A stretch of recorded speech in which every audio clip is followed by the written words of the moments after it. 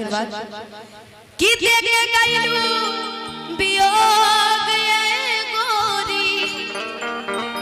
रोग तोहरे धरावल हा कि पहिले रही दीवाना हम त पागल तोहरे बनावल हा कि पहिले रही दीवाना हम त पागल तोहरे बनावल हा एकदम पगला गइल बड़े बकरी इनकरा खरते इनकरा अंदाज में कि राजा जाड़ा में कबना करई ती राजा लेका काम आई थी राजा जाड़ा में कबना करई ती राजा लेका काम आई थी रजाई लेका काम आई थी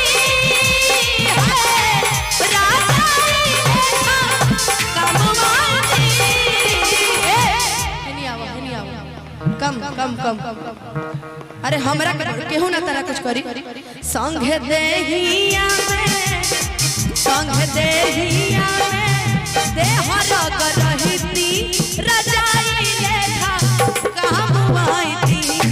राजा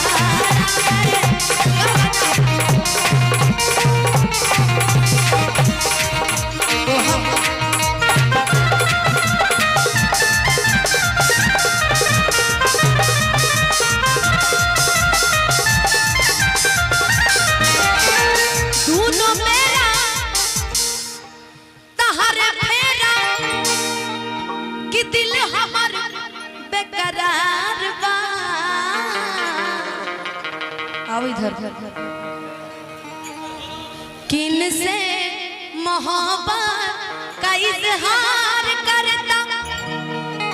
काश कोई लड़का इनसे प्यार करता ये कहीं कि मैं तभी करूँगी जब आप ये बात उनको बता देंगी तो मैं बता क्या तुमको प्यार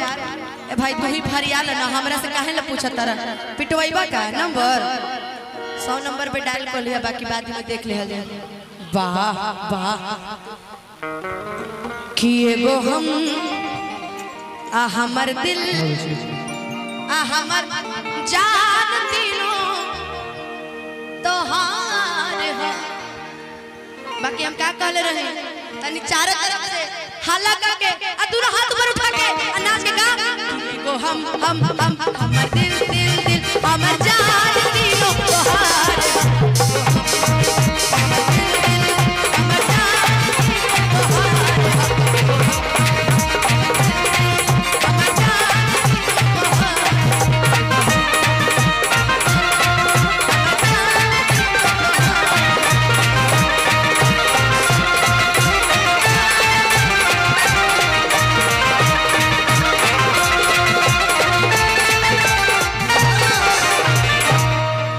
हमर जान तीनों